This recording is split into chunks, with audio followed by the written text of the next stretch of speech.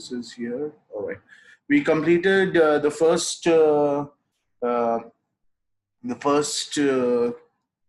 section yesterday. We under the Plantae kingdom. We studied everything about algae. Today we are going to study everything about bryophytes. Okay. So let's see what are bryophytes and what does it mean.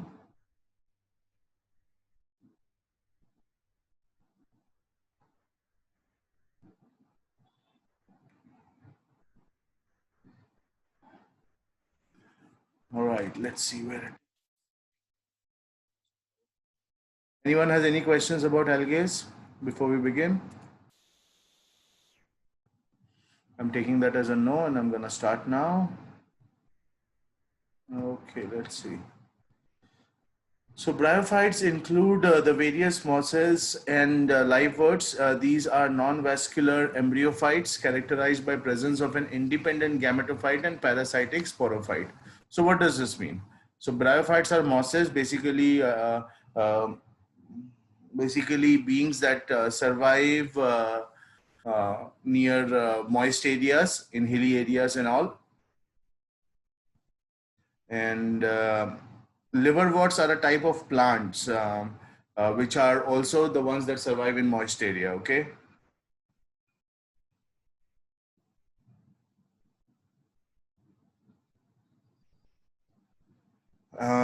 They are non-vascular. Non-vascular means they don't have nervous system. They are embryophytes and they have gametophytes, which means that they secrete gametes, and they also sometimes depend on other organisms to survive.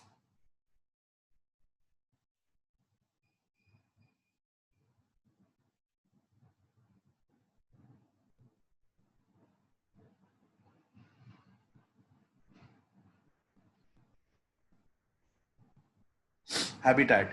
Bryophytes commonly grow in moist shaded areas in hills. These are also called amphibians of the plant kingdom because they can live in soil but are dependent on water for sexual reproduction. तो bryophytes moist shaded areas में होते हैं, hills में,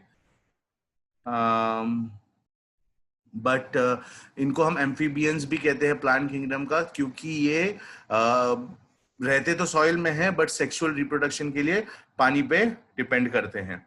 तो because ये sexual reproduction के लिए पानी पे डिपेंड करते हैं, हम इनको एम्फीबियंस भी कहते हैं of the plant world. Sujit आ गया. Okay. Rhizoids. These are attached to the substratum by unicellular or multicellular rhizoids.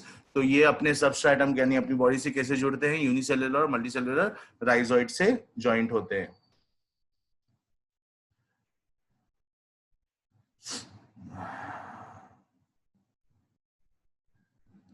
Sex organs. The main plant body produces gametes, hence it is called gametophyte.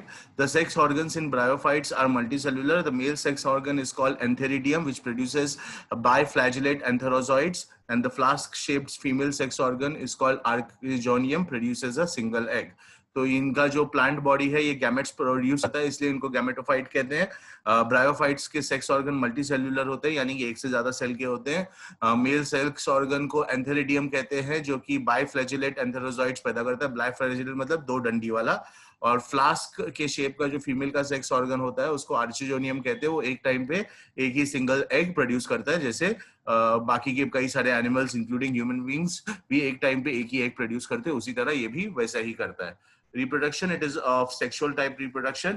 The antherozoids are released into water where they come in contact with archegonium. तो इसके लिए इनको पानी की जरूरत होती है reproduction के लिए, क्योंकि इनके जो एंथेरोजॉइड्स हैं वो पानी में रिलीज होते हैं और वहां से ये आर्किजोनियम के कांटेक्ट में आते हैं. यानी कि पानी के अंदर आर्किजोनियम अलग से रिलीज होता है और एंथेरिडियम अलग से रिलीज होता है, और जो मतलब एंथेरिडियम से जो एंथेरोजॉइड्स है वो अलग से रिलीज होते हैं, जो कि जाके पानी में एक हो जाते हैं.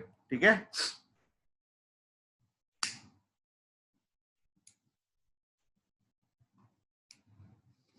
फर्टिलाइजेशन मालूम है ना सबको. द प्रोसेस ऑफ कंसेप्शन, जो एम्ब्रियो फॉर्म होता है उसको फर्टिलाइजेशन कहते हैं. It occurs inside the archegonium The egg secretes a chemical which attracts spermatozoids. Sperms require a thin film of water for swimming and reaching the dehisced archegonium. One sperm fuses with an egg and produces a diploid zygote.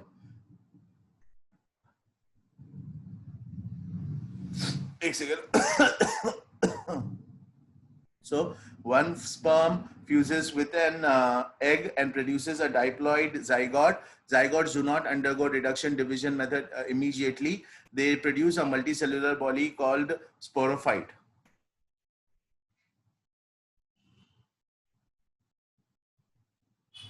तो fertilisation कहाँ होता है? Female sex organ के अंदर होता है. उनका जो एग है उसके अंदर एक केमिकल होता है जिससे जो स्पर्म्स हैं वो एंटर कर देते हैं. स्पर्म्स को पानी का एक फिल्म लगता है स्विम करने के लिए और वहां तक पहुंचने के लिए. जब स्पर्म वहां पहुंच के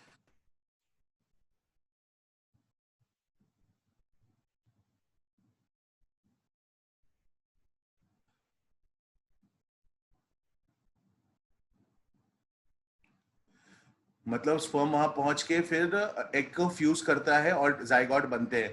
जाइगोट तुरंत रिडक्शन डिवीजन नहीं करते जैसे दूसरे एनिमल्स में करते हैं. वो एक मल्टी सेलुलर बॉडी बनाते हैं जिसको स्पोरोफाइट कहते हैं. Dependent sporophyte.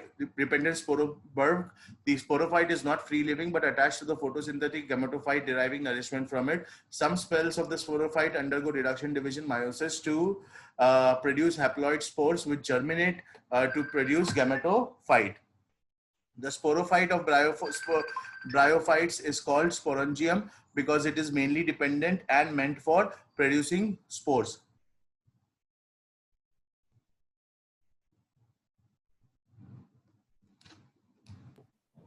एंथ्रोजॉइड्स और आर्कोगोनियम जो है ये गैमेट्स है क्या? हाँ बेटा, ये मेल और फीमेल, अरे गैमेट्स नहीं है, मेल और फीमेल सेक्स ऑर्गन है बेटा. ओके. एंथेरिडियम जो है वो मेल सेक्स ऑर्गन है और आर्केजोनियम जो है वो फीमेल सेक्स ऑर्गन है. ओके. और मेल सेक्स ऑर्गन से एक अलग से बाइफ्लैजलेट मतलब दो डंडी वाला एक मतलब स्पर्म प्रोड्यूस करने के लिए एक एंथेरोजॉइड निकलता है. ओके. और फिर वो पानी के अंदर जाके फीमेल सेक्स ऑर्गन पे एंटर होता है जिसकी वजह से एक जाइगोट फॉर्म होता है और वो जाइगोट जो है मल्टी सेलुलर बॉडी बनाते हैं. ठीक है. हाँ ठीक है. और ये जो स्पोरोफाइट है ये फ्री लिविंग नहीं होता, ये फोटोसिंथेसिस के लिए गैमेटोफाइट यानी कि ओरिजिनल प्लांट के साथ ही जुड़ा रहता है और फिर उसके बाद रिडक्शन डिवीजन यानी मायोसिस करके हैप्लॉइड स्पोर्स फॉर्म होते हैं. ठीक है. Okay, sir. Type of bryophytes is called sporangium because it is dependent and meant for producing spores. Now coming to life cycle. Bryophytes have heteromorphic or heterologous alternation of generation. The gametophytes may be produced directly or first from a juvenile stage called protonema. तो या तो ये heteromorphic यानी कि दो अलग अलग animals से दो अलग अलग प्लांट ऑर्गेनिज्म से जो कि अपने सेल्स को चेंज करते हैं या फिर सेल को सेम रखते हैं, ऐसा ऑल्टरनेट करता है एक जनरेशन से दूसरे जनरेशन. कभी गैमेटोफाइट डायरेक्टली प्रोड्यूस होता है और कभी कभी प्रोटोनेमा बनने के बाद फिर प्रोड्यूस होता है. ठीक है, इसमें कोई डाउट है? No, sir. इकोनॉमिक वापस से एक बार एक्सप्लेन करो ना. हाँ देखो, जैसे अभी हमने जब एल्गे का लाइफ साइकिल देखा था तो हमने हमको समझा था कि वो अलग अलग होते हैं. कोई टाइप्लॉइड होता है, कोई हाइप्लॉइड होता है, कोई डाइप्लॉन्टिक होता है, कोई हैप्लॉन्टिक होता है, कोई हैप्लोहैप्लॉन्टिक होता है, कोई हैप्लोडाइप्लॉन्टिक होता है. बट इसमें ये नहीं है, इसमें हेट्रोमॉर्फिक या हेट्रोलॉजस ही होता है. हेट्रोमॉर्फिक मतलब मल्टीपल मतलब अलग अलग ऑर्गेनिजम्स के गैमेट्स आते हैं और सॉरी ये अलग अलग ऑर्गेनिज्म से डीएनए आते हैं और ज्वाइंट होके नया जनरेशन बनाते हैं. तो ये कभी कभार उसमें एक जो है वो अपने आप को बदलता है और कभी कभार नहीं बदलता, तो ये ऑल्टरनेट होता है.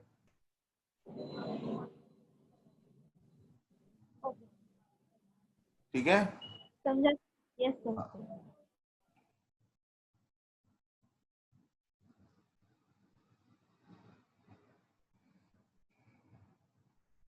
Now coming to economic importance. Bryophytes in general are of little economic importance, but several species have some uses. Some mosses provide food for herbaceous mammals, birds, and other animals. species of sphagnum or moss provide peat that have long been used as a fuel. It has the capacity to hold water as packing material for transshipment of living material. Mosses, along with lichens, are the first organisms to colonize rocks.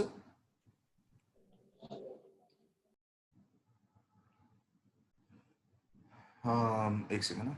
Hence, these help in biological succession. They decompose rocks, making the substrate suitable for the growth of higher plants. Mosses from dense mats on the soil. They reduce the impact of falling rain and prevent soil erosion. Marchantia has medicinal properties to cure lungs and liver infections.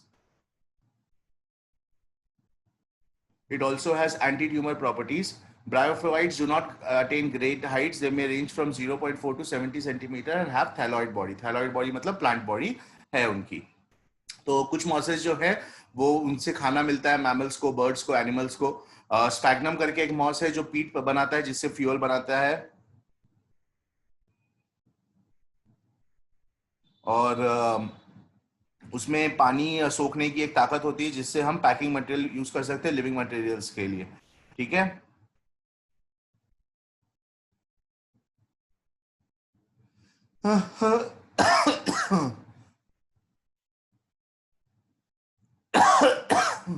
Excuse me. और mosses जो थे वो lichens के साथ पहले organisms थे जिन्होंने rocks को कॉलोनाइज किया और इसके वजह से बायोलॉजिकल सक्सेशन जो है वो इजी हो जाता है. ये रॉक्स को डिकम्पोज करने में भी मदद करते हैं. ये डेंस मैट बनाते हैं सॉइल का और उसके वजह से पानी जो है वो सोखता है और सॉइल इरोजन नहीं होता है. एक ब्रायोफाइट मार्चेंटिया जो है वो लंग्स और लिवर इन्फेक्शन भी क्योर करता है. उसके अंदर एंटी ट्यूमर प्रॉपर्टीज है और इनकी साइज ज्यादा नहीं होती.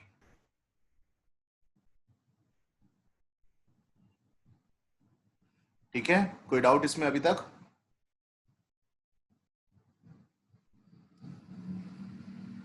Okay. The reasons may be following. तो ये क्यों बड़े नहीं होते हैं? क्योंकि रूट नहीं है, वैस्कुलर टिश्यूज नहीं है, क्यूटिकल जो है प्लांट बॉडी में नहीं है, मैकेनिकल टिश्यू नहीं है और मेल गैमेट्स को स्विम करना होता है एर्चिजोनिया में जाने के लिए. इसके लिए इनकी साइज जो है वो ज्यादा बड़ी नहीं होती. ठीक है.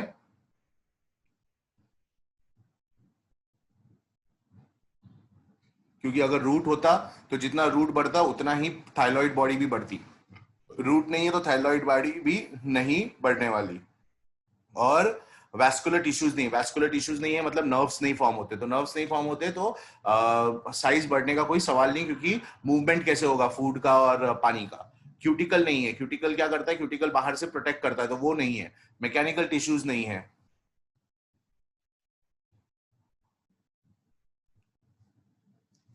और सबसे इंपॉर्टेंट, मेल गैमेट्स को स्विम करने के लिए बहुत दूर तक जाना है, तो ज्यादा बड़ा साइज रहेगा तो उतना ज्यादा उनको जाना पड़ेगा.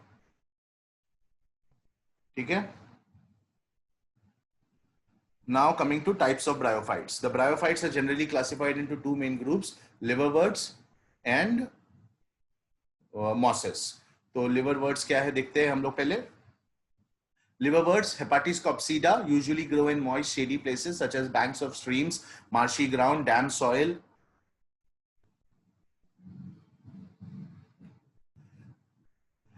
Bark of trees and deep in the woods. तो liverworts जो एक टाइप के प्लांट हैं जो कि ऐसे दिखते हैं.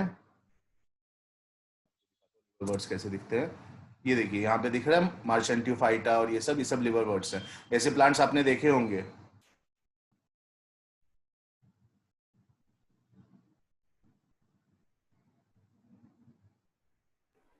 सर ये प्लांट्स नॉर्मल जगह पे पाया जाता है? हाँ बेटा, अपने इधर भी दिखते हैं.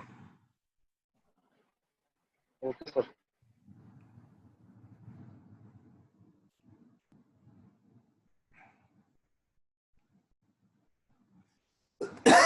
अपने इधर वो क्लास के पीछे जो पहाड़ है ना, वहां पे भी आपको दिखेंगे ऐसे प्लांट्स. बहुत जगह जहाँ पे पानी जमता है ना, वहां पे आपको ऐसे लिवरवर्ट्स बहुत दिखते हैं. ठीक है. इनमें फ्लावर्स नहीं आते. Okay sir. हाँ सर.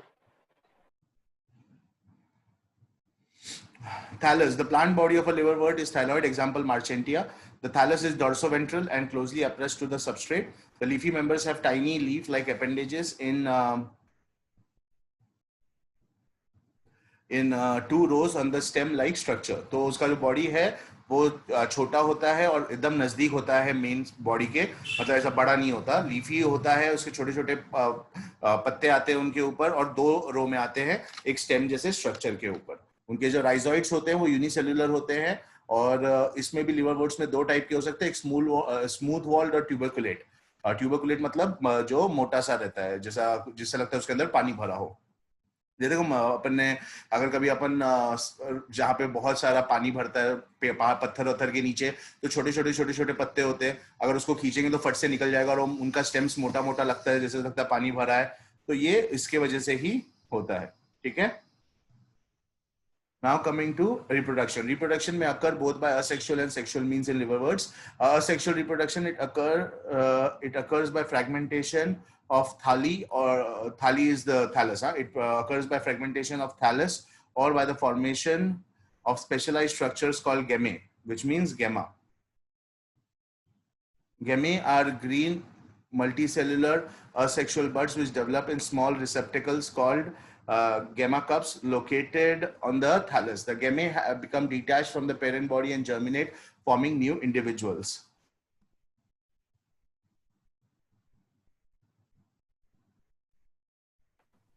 सर रिसिया जो प्लांट है ये ब्रायोफाइटा में आता है? कौन सा? रिसिया स्पेलिंग? लिवरवर्ट का टाइप है। हाँ तो ब्रायोफाइटा में। हाँ, लिवरवर्ट्स ब्रायोफाइटा का ही क्लास है ना बेटा, तो लिवरवर्ट्स ब्रायोफाइटा का, तो जो इसके अंदर आता है वो उसमें ही आएगा, ठीक है। ठीक है।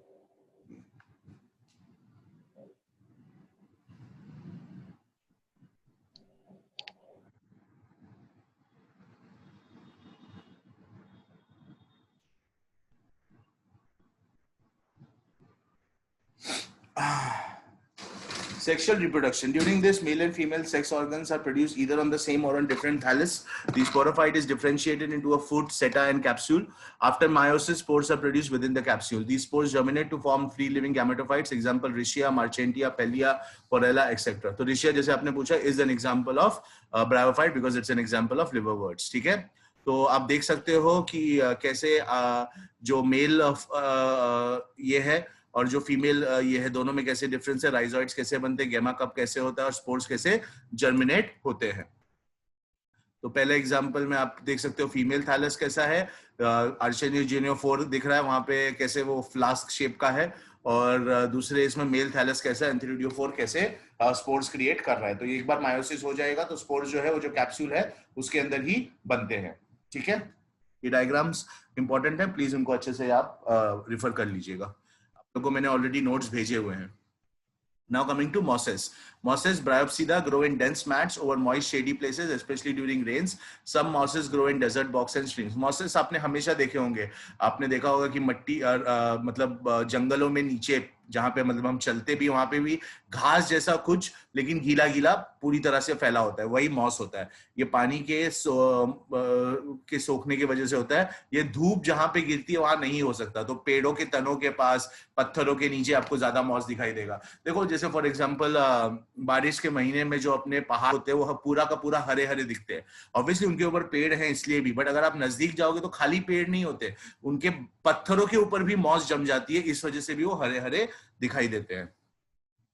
Plant body. The predominant stage of the life cycle of a moss is the gametophyte, which consists of 2 stages. The first stage is the protonema stage, which develops directly from a spore. It is a creeping green branched and frequently filamentous stage. The second stage is a leafy stage, which develops from the secondary protonema as a lateral bud.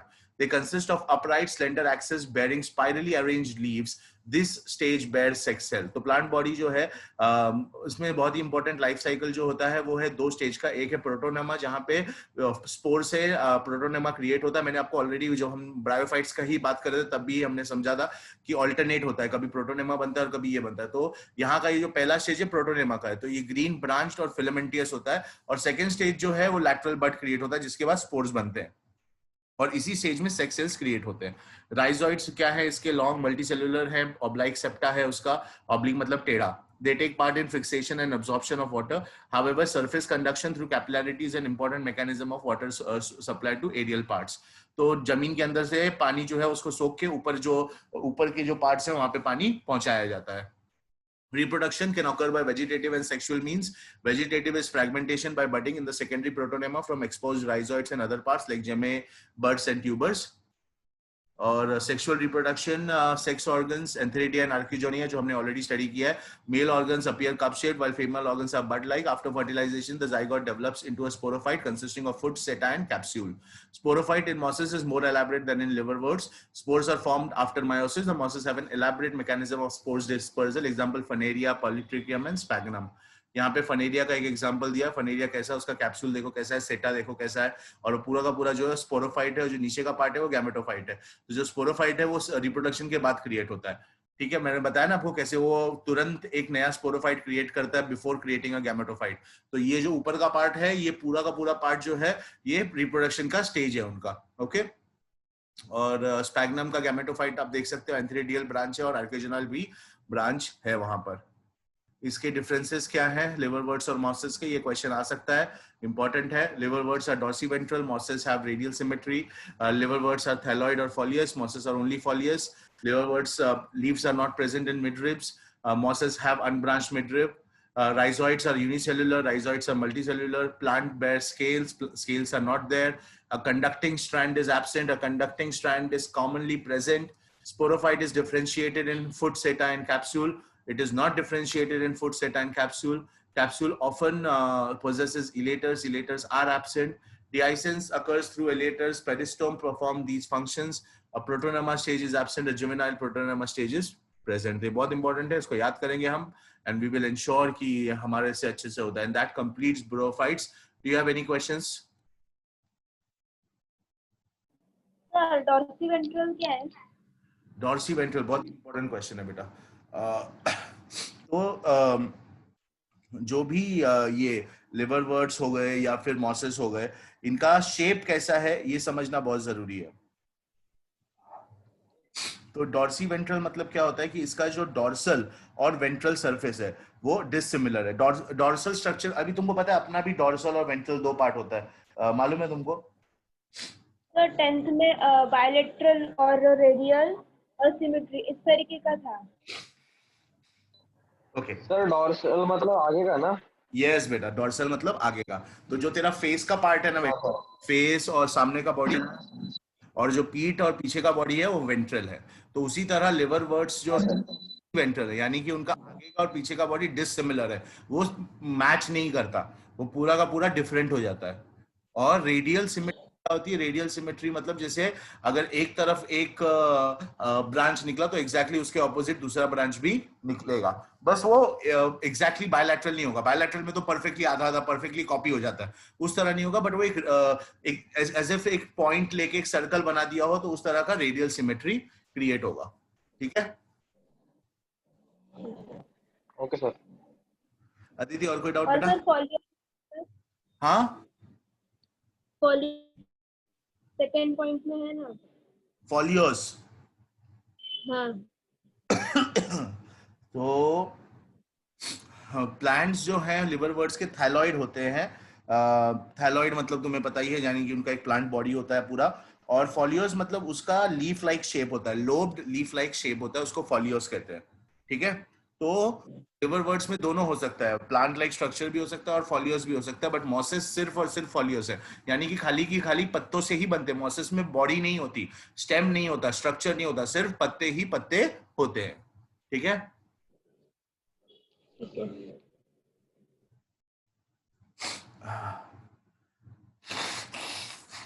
और कोई doubt guys? Sir peristome. So dehiscence occurs through elaters in liverworts, and the same function is what performed by peristome. Dehiscence मतलब क्या होता है? जब pod या wound खुल जाता है, यानी कि फट जाना, तो वो इलेटर्स के थ्रू होता है लिवरवर्ट्स में. तो अभी जैसे जो फर्टिलाइजेशन हुआ है, तो जब तक डेहिसेंस नहीं होगा तब तक स्पोरोफाइट नहीं क्रिएट होगा. प्रोटोनेमा स्टेज, इसमें तो चलो लिवरवर्ट्स में प्रोटोनेमा नहीं होता, बट गैमेटोफाइट क्रिएट ही नहीं होगा जब तक डेहिसेंस नहीं होगा, यानी कि budding, opening of the bud नहीं होगा। और यहाँ पे ये फंक्शन करता है, पेरिस्टॉम करता है। तो पेरिस्टॉम क्या है? पेरिस्टॉम बेसिकली एक पार्ट है मॉस का, जो कि मतलब जो कैप्सूल का माउथ होता है ना, उसके एंड में एकदम बोलते एंड में, फ्रिंज में पूरी तरह घूमता है। ठीक है, तो उसको हम लोग पेरिस्टॉम कहते हैं। ऑलराइट,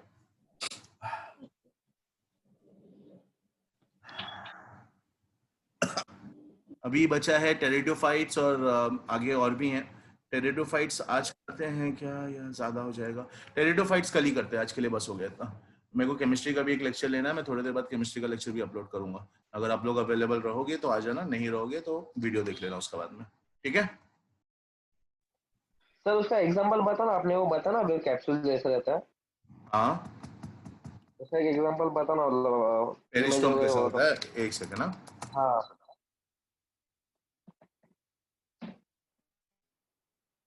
ये देख, ये जो है ये कैप्सूल है। ओके, हाँ सर, हाँ और कैप्सूल के एंड में देख, जो छोटे छोटे फ्लैजिलेट टाइप चीजें दिख रही हैं, उसको पेरिस्टोम कहते हैं। हाँ। ठीक है, ओके सर, ओके, हाँ समझा, हाँ सर। ये देख, ये वाले। ऑलराइट, कैप्सूल दिखा हाँ सर, कैसे, और पेरिस्टोम देखा। हाँ सर, ये पेरिस्टोम जो हाँ है यही, अच्छा, ये कैप्सूल के अंदर ही फर्टिलाइजेशन होने के बाद ही कैप्सूल फॉर्म होता है। तो ये जब तक ये खोलेगा नहीं तब तक वो बाहर निकल नहीं पाएगा, तो यही काम करता है इसको खोलने का। ओके, जब बंद रहेगा तो ओके। जब बंद रहेगा तब ऐसा दिखता है, और जब ओपन कर देगा वो तो फिर ऐसा हो जाएगा। ठीक है, यस सर जो वीनस फ्लाईट्रैप प्लांट होता है, क्या उसमें भी पेरिस्टोम प्रेजेंट रहता है? कौन से टाइप के प्लांट्स बेटा? वीनस फ्लाईट्रैप जो प्लांट है ना। नहीं बेटा, that's not actually a peristome. See, Venus flytrap is a very different type of plant when you compare it with a to a moss. A moss is a very how do I put it? A moss is a very primitive, a very early organism. A Venus flytrap is a very advanced. It has a organ system. It has a proper stem and a proper process in order to get this. So it's actually in a plantae kingdom, and it's a tracheophyte, angiosperm, Eudicot, caryophyte, Droseraceae, and Dino is its name. So it doesn't come into bryophytes at all. Okay. Okay. So yeah, so this is what a Venus flytrap looks like. And yeah, those teeth look like peristomes, but they are not peristomes. Okay. So it has something that's called trichomes. The trapping mechanism is done by something that's our trichomes. So it's like a hair-like structure that is created. It is something that you can also see in algae, but not in mosses. Okay. Okay. Any doubts? No, सब clear हुआ। All right, guys, that should be no all for sir, today. We'll talk soon. Yes sir, Take care. Bye bye. Bye sir.